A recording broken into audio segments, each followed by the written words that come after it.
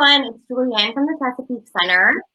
We are going live today with StudyPro to talk about distance learning, which is our new normal come this fall. So we're just going to share what we learned from the past year and some strategies to help parents best prepare for virtual learning the best that they can. So thank you so much for joining us. We are going to have a few questions that we'll ask in the beginning of this, but please feel free to comment your questions below and we will hopefully get to them. If not, we'll be commenting and sharing some resources as well. So I will now introduce our guests. We have Dr. Nadeau with us from the Chesapeake Center. Thanks for joining us again. This is a few times that you've been on here with us. So Dr. Nadeau is internationally recognized for her research and everything ADHD related. She earned her bachelor's, master's, and doctoral degrees from the University of Florida and her PhD following her clinical internship at St. Elizabeth's Hospital in Washington, D.C. She's the author and co-author of over a dozen books related to ADHD that address ADHD across the lifespan. She founded the Chesapeake Center, and so we've worked with a number of students with ADHD, learning disabilities, and so helping to prepare them. So thanks so much, Dr. Nadeau. Delighted to be here. I think this is just such an incredibly important topic and probably not the last time we'll be talking about it. Absolutely. We're just going to scratch the surface. And I'm so thrilled to welcome the StudyPro. So we have Debbie Rosen and Lindsay Toms. They're the owners of the StudyPro, which is an executive function and study skills center in McLean, Virginia. Their team of coaches work with students to help them succeed in managing the process of school. So they help students develop the critical skills necessary to become better planners, time managers, initiators, organizers, and completers of work. Most students aren't taught the skills to learn how to learn. And so that's what we love about StudyPro, that they teach students how to learn. So welcome, Debbie and Lindsay.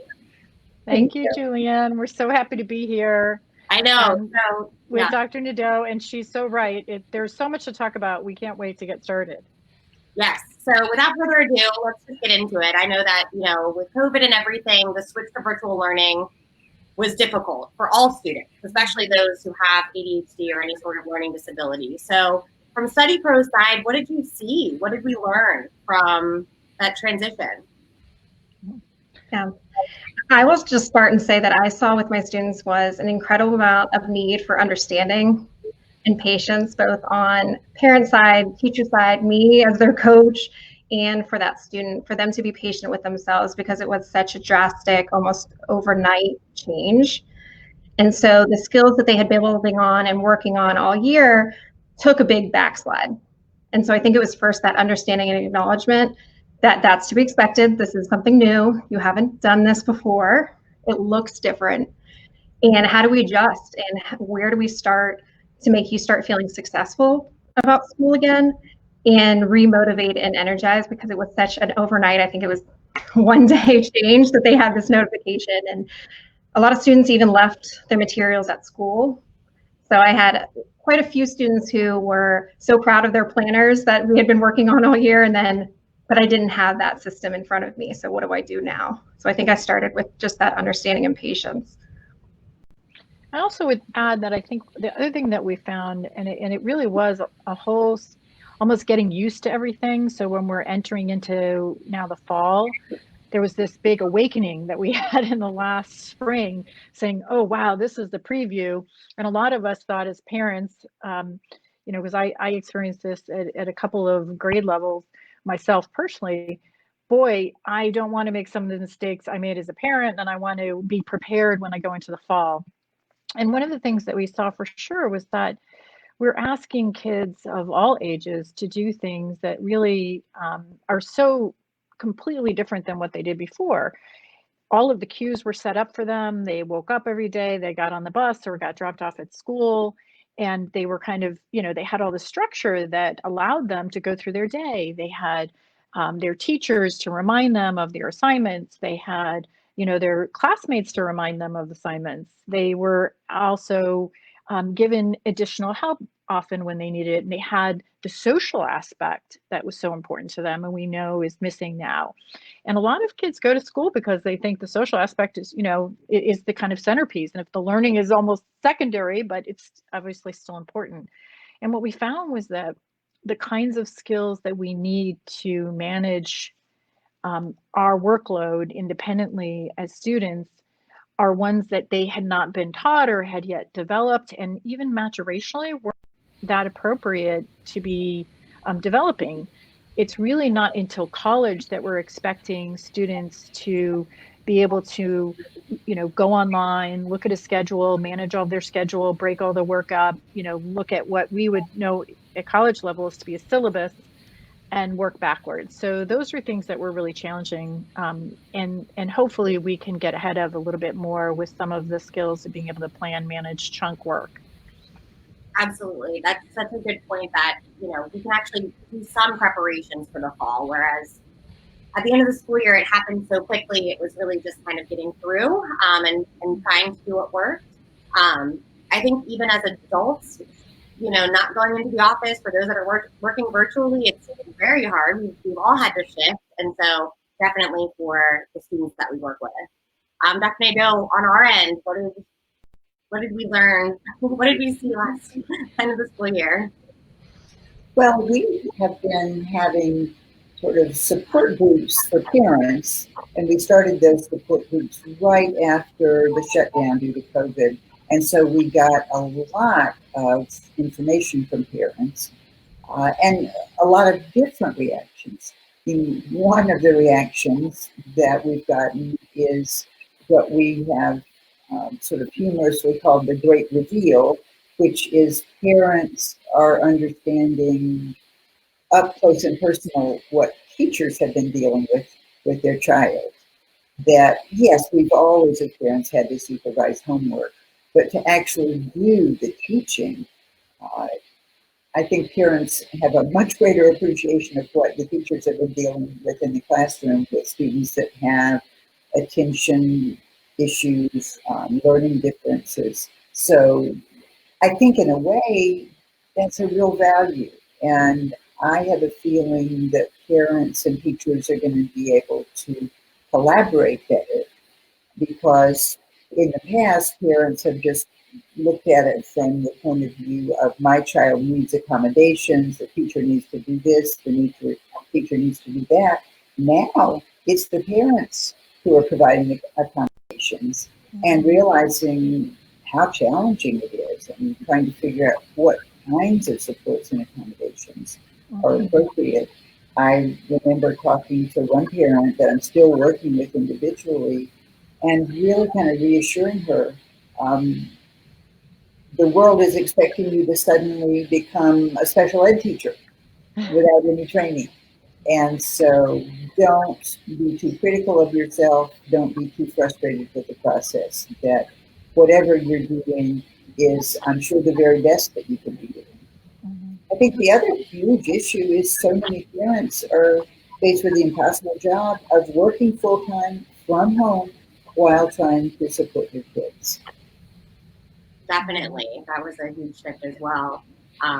And yeah, you led that mom support group, and I know there were just a lot of moms in there just trying to figure out from each other what was working. And, we have had learned some strategies that work. So StudyPro, what, again, we, like you said, we lost cues, we lost the structure, and, without that structure, it was hard to find motivation to do things. I think that's one of the big things to help parents build into their preparation for the fall. So what tips do you have in terms of that structure piece? Yeah, I think Debbie will definitely speak to this primarily as a parent, but I think what we really did see was that we really want the schedule and the structure to be the boss and not the parent to be the one directing it. So right now is a good time to start thinking about what a schedule might be and have the same conversation with your student. What worked in the spring for us as a family? What didn't work? Where were our biggest areas of friction throughout the day? Was it getting up in the morning? Was it initiating the homework in the afternoon or evening? Was it actually keeping track of homework? If we kind of collaborate with our students and make them part of that conversation versus it's a parent directive to do it. We're more likely to be partners in that and be seen as partners in that. And then part of that scheduling piece is to make them aware that they will be able to have free time, that they will be able to do what they enjoy to do. And so what we started to say at the StudyPro was to make their preferred activities the star of the show. But I think the takeaway is it's not that it's the first thing that they do, or it's absolutely they're filling the schedule with their preferred activities, but it's whenever you are making a schedule to put those on first. So it's showing you as a parent that you're acknowledging what is important to them. It's also a really, really, really good opportunity to have a conversation about what they are enjoying, to have a conversation around something that's not school, about assignments that might not be completed. It just gives us an opportunity to talk to our kids and our students about what they're liking to do. So if we put that on the schedule first, it's showing that we're acknowledging what's important to them, and then we can build in that structure that really guides the initiation then throughout the day. Mm-hmm. Yeah, and I think three points to add to that that's really helpful is, as we're looking at our system for this year, our structure, our routines, if we make, first of all, I know that Dr. Nadeau will talk a little bit more about this, but the idea that Lindsay really referred to about collaborating with your child. I had this opportunity the other day to talk deeply with my rising seventh grader, about what went right and what went wrong last year. And it's great to do all of this while we're not in the heat of the moment, while we're not asking our kids to do and perform anything for us like homework or work at all. And really almost even go back if you have portals or work packets and say, let's look at these visually and see how did you feel, what were you feeling when you saw this? And one of the things that came out for us was that my daughter was feeling very overwhelmed because you had to go to a portal that had every single subject, and every single week you had to find the week and the subject. So you had to know that at 8:30 a.m. you were supposed to be in math, and then you found the week you were supposed to be, then you found math, and you had to go into math and then go into, then you had a week schedule. And so that's just a lot of information visually. And so if we have these feelings, then we're going to have certain thoughts about that, like, oh my gosh, I'm overwhelmed. If we have those thoughts about it, then we're going to have certain behaviors like, oh, I'm just not going to do it right now. I think we all feel that way as adults when we're feeling overwhelmed. So now is a great time to go back and think about, as Lindsay said, what was really, making it challenging for us, and then create some strategies such as, okay, what if every day we could work in the morning to just get today's information today on some way you can visualize it only today, so we're not looking at all this other information. And then also setting up the routines, as Lindsay had said, with those preferred activities. What can we do? And some people call those incentives, because I want to be able to play video games, or I want to be able to do things that are my preferred activities. And that may include also taking breaks, because we don't need to be looking at the screen for 8 hours a day. And what kinds of activities can we slot in there for brain breaks, and making that our system, right? And having, of course, something very visual, because kids can react and have, so much more clarity when things are visual for them. Maybe even creating slices of things if you have some flexibility in your schedule for your school, and creating almost strips of paper that you can then move around, or using a whiteboard, of course, that you can change it to. But what's nice about the routine and something that's a system that says, we're going to have some brain breaks, we're going to have some physical activity, we're going to have, of course, the school activities, is that system becomes something that's not me and you as a parent. So this is our system. So it's not me fighting you. This is your job to get this system, this done. But it's more that this is the system we agreed on. And oh yeah, I'm sorry that we can't go do this preferred thing now. We have to do these other things because that's our system. So those are some of the things that I would say, and we can certainly talk more, a little bit later in the conversation around planning and chunking and some other things that could make it a little bit easier for students. Yeah, I think that's why we're doing this a few weeks before school starts, so that I think, the more we can prepare and start putting some things in place, the easier that transition will be, and having these conversations before emotions are high. So definitely great tips about the routine and involving your child in that to help understand what they are enjoying during this time, because even our activities have changed. So Dr. Nadeau, we know kids with ADHD do have difficulty with structure and all of that. So do you have any tips in terms of what else to add or to consider in a routine? Well, I think there's a different way, a more positive way to look at this. And that is that it's kind of a dry run for college. And we know that lots of kids who are doing well with all the structure provided by high school and home can sometimes fall apart the minute they get to college. So it's really an interesting experiment with a parent on board to kind of supervise and talk about, to understand what's the best time of day for me to learn. How long should I try to work at any one time?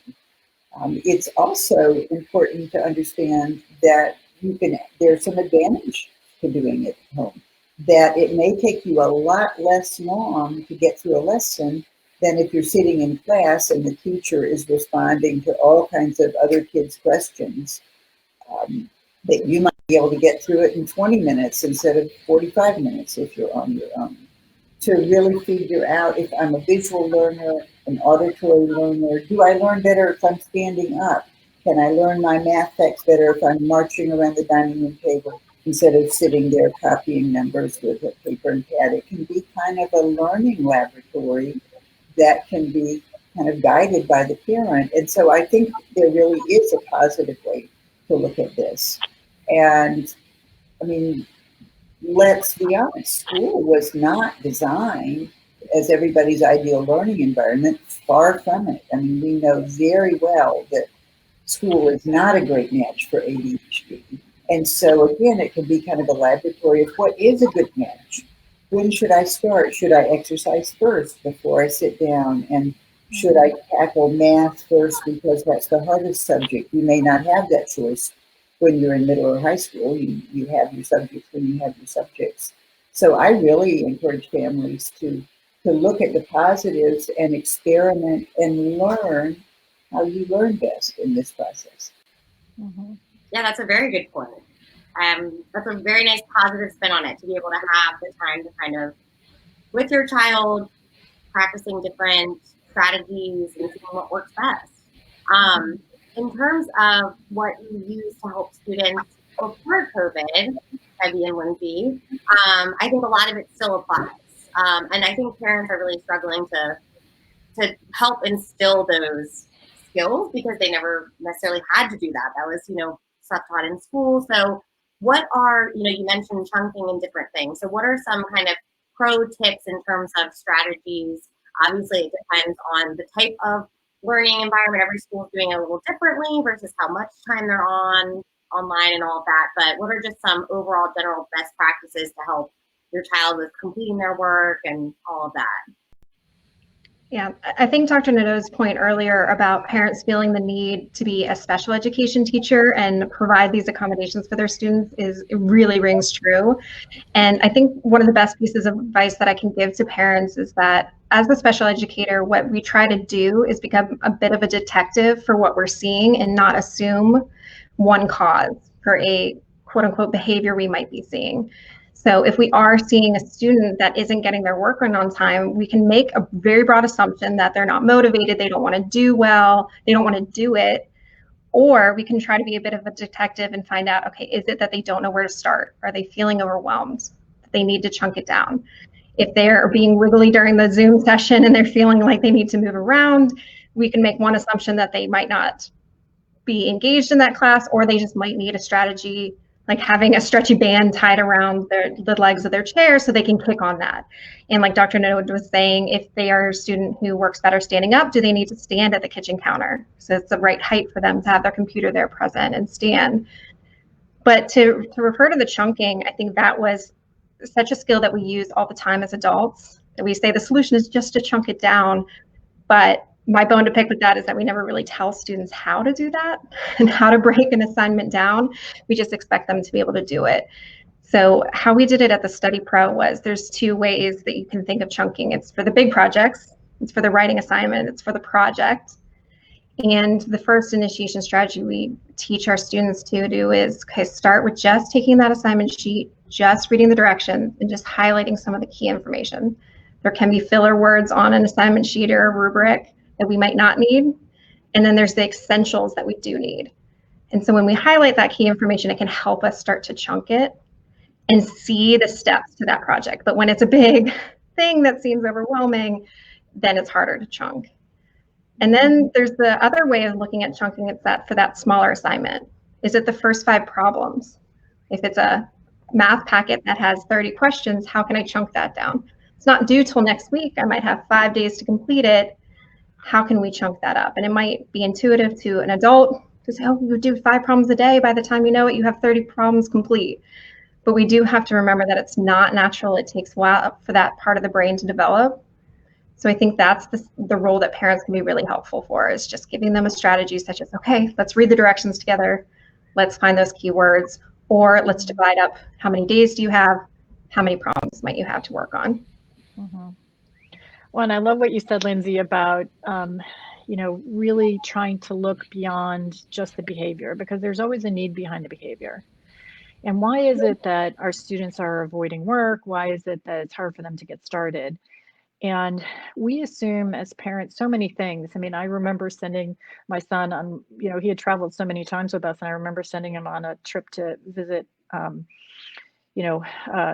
my parents, and he had to take a connection, and he got to the airport halfway through the flight, or halfway through the trip, and it's like, what do I do now? Okay, well, I just assumed that of course you knew, because you've been in the airport so many times when we used to be able to fly, and that you would know to go look at the sign, because that's what we always do. But I mean, it's interesting. And I think we find the same thing with students with assignments. We run a homework center as well as do coaching to support kids while they're actually doing their work. And we find often that students are really struggling to get work done, or they don't understand an assignment. But the truth is they are overwhelmed by an assignment, so they don't start, so they avoid. I often use the analogy that if you're not somebody who feels comfortable you can run, 26.2 miles, you're not going to start training for that marathon. You're just not going to do it. So we often find that when we ask them, and parents can ask them, okay, show me what you do understand. Show me where you have started, where it is you're getting stuck, versus just going and sitting down and solving the problem for them. Or, if they have a project, running to Michael's getting the materials. Instead, the first thing we do, sit together and have you read me the directions. And then you can start this chunking process that Lindsay talked about, which is, highlighting the important action words of what they should be doing, or circling and underlining, what are the steps, and then those become your chunks. So I think one is really giving them the benefit of the doubt that if they're not starting in their work, or if they're struggling, that we have to work collaboratively to figure out what's that need behind the behavior. Are they feeling anxious? Are they tired? Do they just not have that emotional fuel in the tank to kind of get going? Do we need to take one of those strips that say break and go run around the house a little bit, which is, what Dr. Nadeau said that I love too. It's just this opportunity to exercise before, during, and during the day, which we don't always get to do unless you have recess outside, or gym or PE. So these are great ways, I think, to help turn kind of a difficult situation into something that's a little bit more positive. And maybe they even learn, hopefully, to do these things on their own when they recognize they're a little too wiggly, or recognize they're a little tired. So hopefully those are strategies that they can use to break down the information. I love that you also said don't assume that they know the terminology. Even getting ready for a Zoom session, we say that all the time, getting ready for Zoom. What does that mean to a sixth grader who is, used to having this complete structure and cues of when to start getting ready for the bus or all of that? And so I think just understanding that language is so important, and clarifying and helping them understand. We also know that environment is such a big factor in all of this. I know that, you mentioned the homework center. I'm sure once you're there and in this homework center, it's easier to do work. It's like when you study in college and you go to the library and you're like, okay, I'm here, now I have to study. Or when you go to the gym and you're like, well, now I'm here, now I better work out. Exactly. So Dr. Nadeau, I know you help a lot in terms of setting up environments for learning and all of that. So do you have any insight on how to set up the best environment for students? Well, I really am a great believer in collaborative problem solving between parents and kids. And not everybody is alike by a long shot. I mean, this may sound ridiculous, but I wrote my dissertation sitting on the floor. Now, it was a lot more flexible in those days, but I preferred that to sitting at a desk. I could spread out piles of papers. This is back when we lived in a paper environment, not a digital environment. And I was comfortable doing that. And yet I think there are a lot of parents that say, what are you doing? Get up here at the table and do your work. That's ridiculous. Don't lie down on the floor. I think there are all kinds of different learning environments that can be helpful, and I think a change of learning environments. So going back to putting a positive spin on it, I'm even doing this for myself as an adult. I'm working all day long, but I have an outdoor office.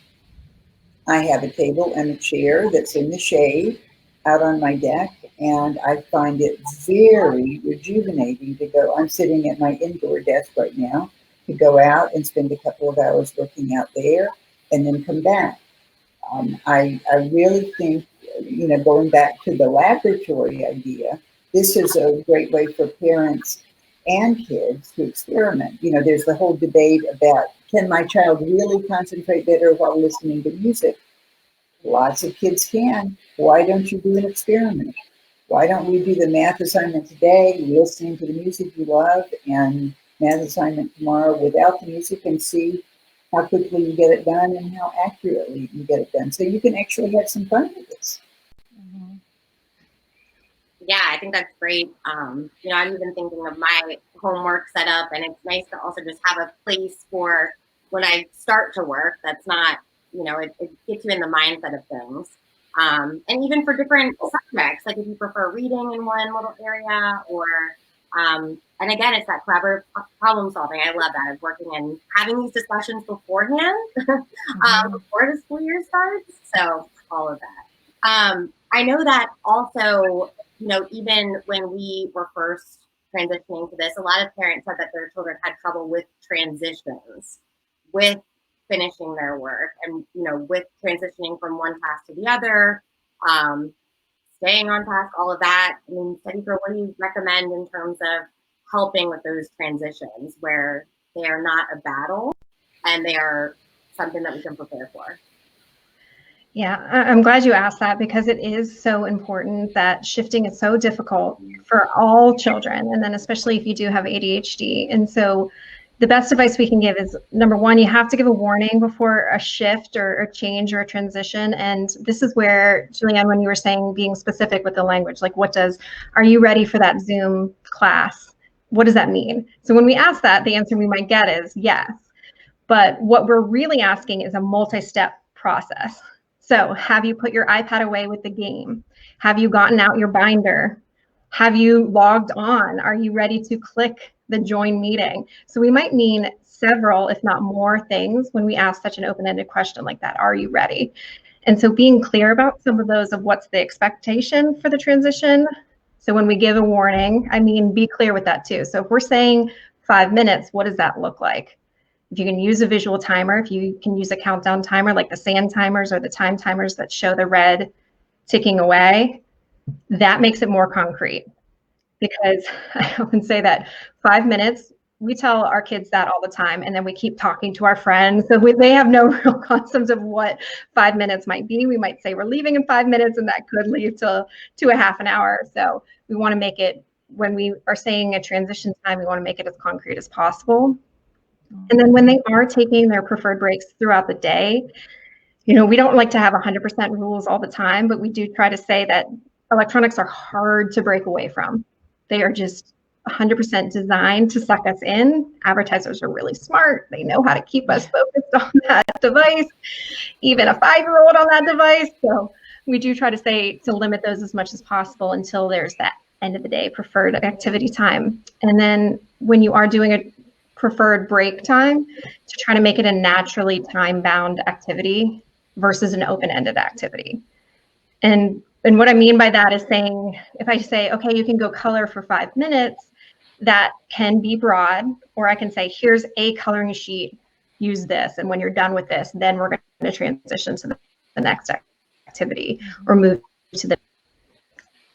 So I think that's what I would, and make it a naturally time-bound activity when we're taking those breaks. And I think it really ties back between what we were saying about how do you transition from one activity to the next, has a lot to do with how easily our students feel that they can initiate the next activity. And so sometimes that ties back into how clear does the next activity feel? What do I have to do to get started? And so that's really where, we can sometimes break it into the most, even micro chunks, right? So the next thing we're going to do, or we're going to do this before we take the break, is we're going to mark down which math problem specifically we're going to do when we come back from the break. So it makes it easier, and they kind of have this known in their mind, this known quantity. Okay, we're going to do 3. And so a lot of times what we do is we'll cover up a piece of paper so that it doesn't feel so overwhelming. We're only going to do the first 3 when you get back from your break. That's great. And then I'll check back in with you. And so there's a lot of ways to try to make it a little bit easier to have kids get started. We're just going to put your name on the top. Or, if you're in the middle of writing a paper and you're taking a break, let's talk about what the next sentence might be. And let's start thinking about our next idea. Then we'll take our break so that you have that idea kind of ready and waiting for you when you get back. The other thing I'll say that's a little bit unrelated, but very much related in the sense that a lot of times when we say to our kids, are you ready for class? Does that mean, are you, putting your electronics away? Are you doing it? And, I don't know how many of you guys heard in your ears like I did in my mind's eye, yes, mom, and they're very frustrated.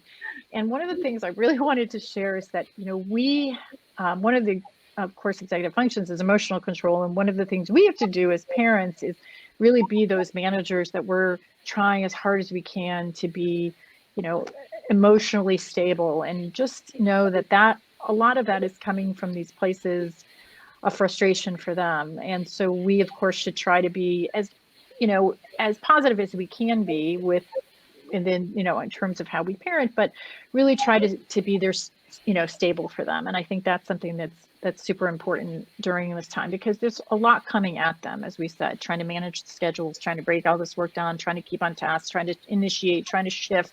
There's a lot of work that they hadn't, expectations that we have of them that we haven't had before. And the last thing I'll say here is this idea of, trying to find those micro successes too, which is, what are those seeds that we can water? Boy, I love how you sat down, on the floor and got your work done. You might not have finished the whole thing, but you were on the floor doing it. What a strategy you used. And, and one thing I'm stealing from Lindsay is, let's not keep a secret of what it is that the students are doing. You really initiated, you got started there so well, you transitioned so well, this is a great strategy, and use those kinds of words, because those are, as I think Dr. Nadeau said, what they're going to need to use to get ready for college, to get ready for middle school, if they're going to middle school or high school or college, is to use strategies to help initiate, to transition, to plan. And those are the skills really for life. Yeah, I think all of those were great. I definitely was hearing the yes, mom. You mentioned that. It's just so everyone's dealing with all of that. So, Dr. Nadeau, I know that you help a lot of parents in terms of, you mentioned how this can be a positive experience. How can parents help relay that to their children? Like, how can we best model that for our children during this time? Or what do you have? Well, I think I really liked what Lindsay said about using the electronics after the school day is over. That I think you're setting yourself up for conflict and frustration if you're moving back and forth from this almost hypnotic engagement with something on your device to schoolwork. And it's, of course, going to make schoolwork different. You know, I'm sort of envisioning what it would be like if I were running a fantastic Netflix movie in the staff break room, and people come in to grab a cup of coffee or snack, and then they start watching I should have been back in my office 10 minutes ago. We don't do that. We don't try to truly, hugely engage in some other activity when you're taking a break. And I think, again, that collaborative problem solving of the things that are really hard for you, we'll do in shorter bunches, and we'll transition to something else. But I find it really helps to transition from one productive activity to another, because that gives us a brain break without stopping and going completely offline. We're still engaged in the learning process. And that's something we can do at home that you can't do in school. I mean, the classes are at an exact time for an exact length.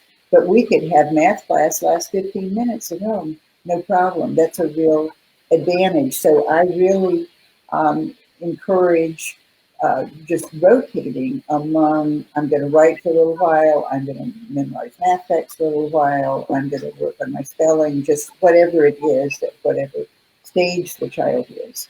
And to not go online and play video games, watch cartoons, whatever the thing is that's so hard to pull away from. And it's something to teach our kids to move toward the reward rather than pulling yourself away from it.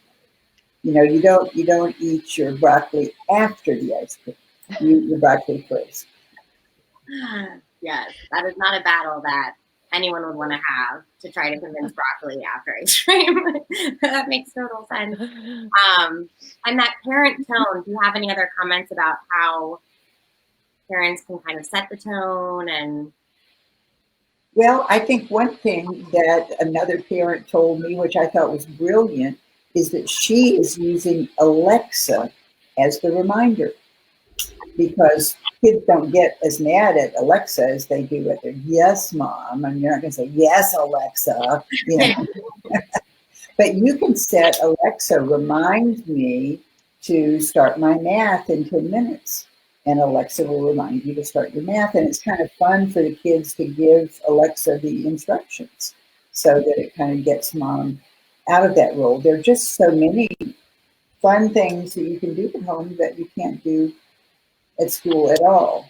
And, you know, I think it's so important for the parents and the kids to sort of be on the same side, so that mom isn't always the disciplinarian and get back to work and what are you doing?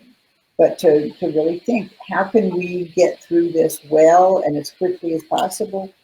And the more you focus, the more efficient you are, the sooner you can go outside and play or whatever the desired activity is. Definitely. I think it's so true for so many aspects in terms of just having an outside person help. And that's really what StudyPro does. So for any parents who are watching this now or down the road, you know, there are resources if it's not working out for you. So Debbie and Lindsay, any last minute tips, or what do you want parents really walk away knowing from watching this? Well, and I think what Dr. Nadeau was just saying was so powerful, and I could hear almost parents thinking too, so much of their assignments are online. So what do I do when they're online? What's to prevent them to go to a YouTube tab on a break and then get sucked into that wormhole? And I think to tie in what she was referring to earlier too about the collaborative problem solving. So we might be tempted as the adults supporting those students to put a website blocker on there or to limit that and restrict those for that student. But we really want to have the conversation of, okay, what's the barrier here? You're spending 2 hours on this homework that could be done in 15 minutes. What do you think is getting in the way?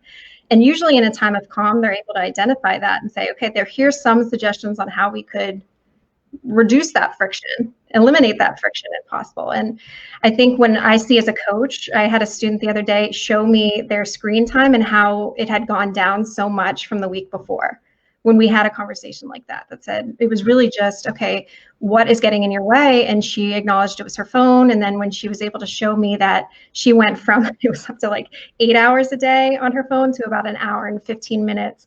And when she got to see that concrete data and feel proud, and then to refer what Debbie was saying about those micro successes, that's not such a micro success for our students nowadays, especially a student with ADHD who's working in remote. And honestly, there's no accountability for whether she's using her phone or not. She made that choice completely 100% on her own. And I think that's where the power really comes in. And the other takeaway I'll say is, Julian, you were saying there are resources out there, and it's really not fair to parents. Debbie knows this especially, that I can say the exact same thing the way Alexa might be reminding that a parent might say, and sometimes we just need to hear it from a different source. And honestly, it's because our kids have such an emotional connection and don't want to let us down so much that they're even more protective over that. So they will be a little bit more vulnerable with someone who's new and novel, who also isn't living in the home sometimes with them. And that's the hardest pill, I think. I can literally, we used to have, when students were coming to us in person, in the car ride over, their mom or dad was saying the exact same thing that I just said in that first meeting. And it's really tough as a parent to know what the solution might be, and then being able to provide it is a whole different ballgame. Yeah, and they feel safe with us. So they're going to give us their biggest emotions. And I think we should all look at that as a compliment and know that if there are really big emotions, especially during distance learning, it's because of the stress they're feeling, right? So one of the things we definitely try to do, you don't have to use the homework center at the StudyPro, but to use the structure of the homework center could be something that's really valuable for parents, because there has been this strange shift in this word called homework, because all the work is homework. So what was happening, and we talked about the big reveal and all of this, what we discovered last year. And one of the things we discovered was that we were online, from the morning when school started. It was some asynchronous or some synchronous, and then the school day ended. But there was still work for many grades and for many schools. There was still work that was homework, but a lot of kids didn't really want to do that. And one of the ways to really help with initiation is planning, and just really putting together a little schedule that says, okay, let's look at the end of each day and see what work still has to be done, if there's any long-term assignments. And how do we then, what can we do tonight, or this whatever we've decided, as part of our system is still work time after school to get that homework done, I guess what we would have typically called homework. Let's break those things down, the math, the history, the science, what work is there, how about how long it's going to take. Let's prioritize that. We teach prioritization, but it's really about, maybe starting with something a little easier to kind of get your mind warmed up the way you might warm up on a treadmill, and then going to something a little bit more challenging. It's really what Dr. Nadeau was saying, that almost shift back and forth and that mental break you get from moving. And let's make an agreement that, you're going to sit here while I'm working, and we're going to use timers or Alexa or things during this 2-hour block or whatever is age appropriate for this homework. And then let's talk about collaboratively what worked really well, what was more challenging, because we do want to make sure that we're not waiting till Friday to find out from the teachers, oh, there was all this work that wasn't done, or there was work that was supposed to be done during the workday that wasn't done. And I think that was one of the surprises I hear all the time when parents call is, things were going well when they were going in-person school, but during distance learning, we were getting all these surprises and these emails from teachers.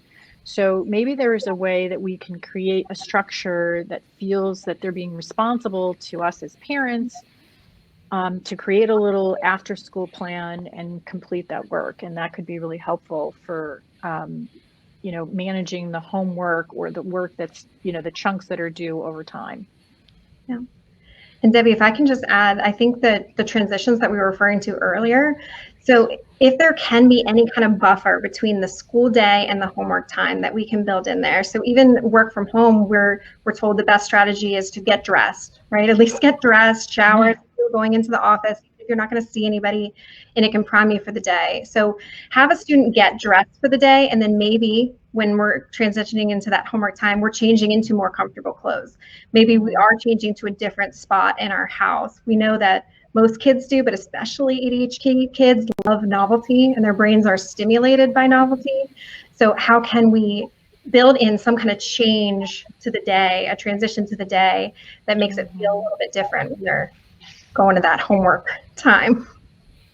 You just spoke Perfect. exactly what I was thinking, Lindsay. I was like thinking about even leaving work before. You drive to work, you drive to school, you drive home, you have this time, this buffer. And I love the idea of changing into kind of your school clothes and then changing into more comfortable clothes. And just, it's another cue. I think that's perfect. So thank you so much. Dr. Nadeau, any thoughts, tips? What do you want all parents out there to know as they prepare? The thing I really want to emphasize is the incredible importance of A, being outside, and B, exercising.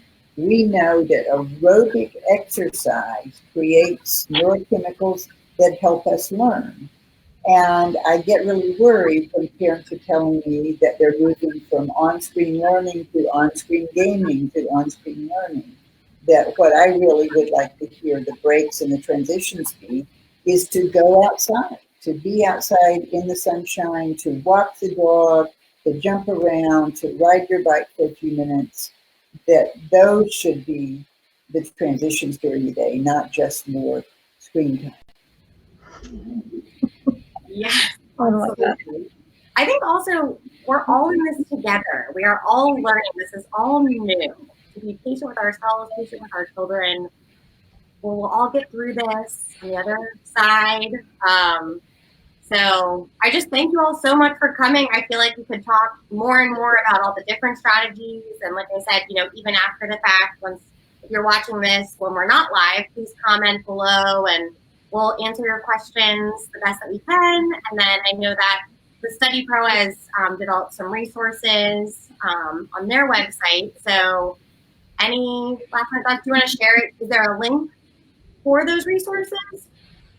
Yeah, so there's the so some of the blogs and talking about routines and some great TED Talks and other videos are on our website, which is www.thestudypro, so THE, the StudyPro, I think you probably see it on your screen, /FB Live for Facebook Live. So you should be able to find those resources there.